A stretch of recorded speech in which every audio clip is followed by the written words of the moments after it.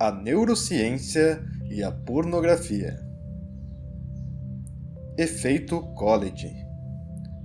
Conta-se que o ex-presidente americano Calvin Coolidge e a sua esposa estavam conhecendo uma fazenda no interior dos Estados Unidos, quando num determinado momento da visita, a senhora Coolidge, esposa do presidente, foi ao galinheiro e soube que o galo do lugar copulava 17 vezes por dia. Como o presidente estava em outra parte da fazenda, ela então disse em tom de brincadeira a um assessor: "Informe isso ao presidente quando ele passar por aqui." Ao ser informado, o presidente teria perguntado ao fazendeiro: "O galo copula com a mesma galinha todas as vezes?" A resposta foi: "Oh não, senhor presidente, ele copula com uma galinha diferente por vez." "Informe isso à senhora Coolidge", teria dito o presidente. Essa resposta automática a parceiros sexuais do galo da fazenda ficou conhecida como efeito Coolidge, e é exatamente isso que faz você se tornar um viciado em pornografia na internet. Ratinho no cio. Em 1955, o endocrinologista Frank Beach trancou num laboratório um rato normal junto com uma ratinha no cio. Primeiro ele viu uma cópula atrás da outra. Daí o rato se cansou daquela ratinha em particular. Mesmo que ela quisesse mais, ele já estava enjoado. Contudo, bastou o Dr. Frank tocar a ratinha por outra ratinha e o rato imediatamente se reanimou e se empenhou em fertilizá-la. Ele repetiu esse processo com várias ratinhas diferentes, até o rato quase morrer de exaustão. Assim como no rato do laboratório e no galo da fazenda do presidente, existe um mecanismo dentro do nosso cérebro que nos impulsiona a fertilizar mulheres, homens ou qualquer outra coisa que vemos em uma tela de computador. Circuitos primitivos em nosso cérebro governam nossas emoções, desejos, impulsos e tomadas de decisões inconscientes. Seu trabalho é tão eficiente que a evolução não sentiu necessidade de modificá-los muito desde que nós nos tornamos seres humanos. Dopamina. Nos ratos, em você e em todos os outros mamíferos, o desejo sexual é despertado através de um neurotransmissor chamado dopamina. Neurotransmissores são substâncias químicas produzidas pelos neurônios que têm a função de enviar informações para outras partes do corpo. A dopamina é o neurotransmissor responsável por regular o núcleo da parte mais primitiva do nosso cérebro, o circuito de recompensa. É graças a essa parte do cérebro que podemos experimentar prazer, mas também que podemos desenvolver vícios.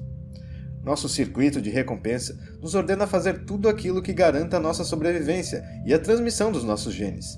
Desta forma, o propósito evolucionário da dopamina é nos motivar a fazer o que os nossos genes querem que nós façamos. Quanto maior a descarga de dopamina, mais nós desejaremos algo. Sem ela, nós simplesmente ignoraremos esse algo.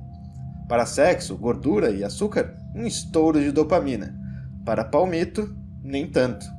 Isso ocorre porque, diferente das drogas artificiais, tanto o sexo quanto a comida são reforçadores naturais de recompensas, ou seja, reforçadores relacionados ao nosso instinto de sobrevivência. Uma vantagem evolutiva.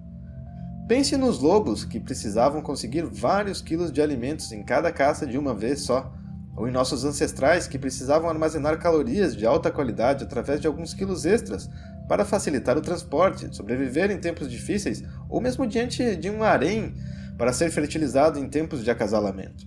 No passado, essas oportunidades eram raras e passavam rápido. Mas o ambiente humano mudou drasticamente.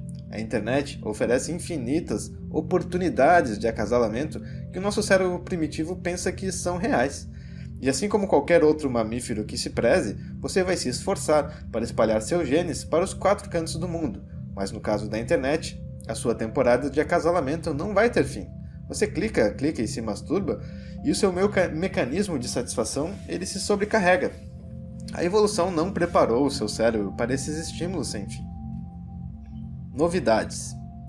A dopamina também surge sempre com novos estímulos. Um carro novo, um lançamento no cinema, um novo eletrônico, uma nova atividade, paisagem, em suma, qualquer tipo de novidade acaba ativando o sistema dopaminérgico do nosso cérebro.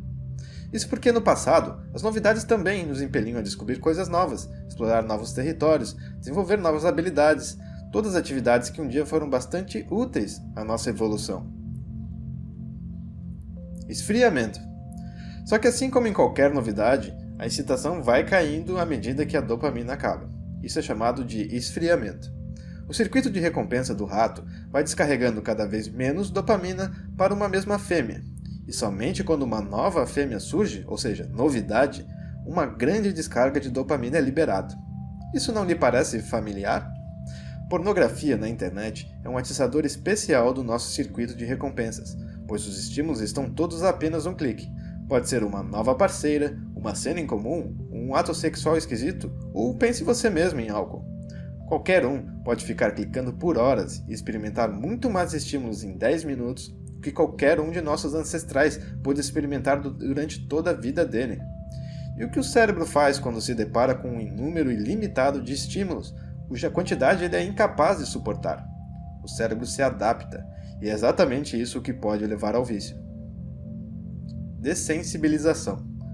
À medida que a sensibilização, ou seja, o desejo aumentado por esse mecanismo evolucionário, nos obriga a usar pornografia, as células nervosas bombardeadas pela dopamina começam a ficar sobrecarregadas e começam a emitir sinais para o corpo de que não aguentam mais tanta dopamina.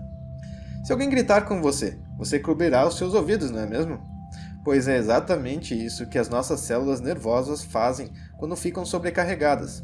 Elas simplesmente começam a remover do corpo os receptores de dopamina, D2. Isso faz com que a dopamina tenha o seu efeito diminuído. Esse processo é chamado de down-regulation, ou seja, uma regulação natural do nosso corpo ao excesso de determinada substância. E adivinha o que você faz? Você acaba consumindo mais pornografia, obviamente, porque com menos receptores de dopamina disponíveis no seu sistema nervoso, menos a dopamina faz efeito. Ou seja, você acaba sentindo cada vez menos prazer com a mesma quantidade de pornografia que você consumia antes, tendo que procurar mais da substância viciante, que por sua vez realimenta esse processo originando o vício. Um estudo de varredura cerebral de 2014, com usuários de pornografia, descobriu que o uso maior de pornografia está associado diretamente a uma maior dessensibilização, ou seja, a perda de receptores de dopamina no circuito de recompensa, o que acarreta num menor desejo sexual, devido ao processo que acabamos de descrever. Apesar de você talvez não perceber, você está aqui porque você tem uma resposta indiferente ao prazer. O declínio nos receptores de dopamina e outras mudanças no seu cérebro te transformaram em um viciado em pornografia. Um circuito difícil de quebrar.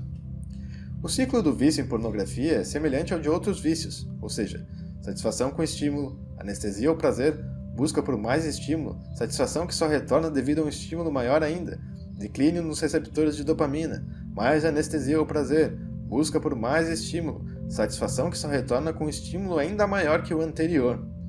E em pouco tempo, você já está viciado em pornografia, pois para o seu cérebro nada é mais tão interessante quanto a pornografia.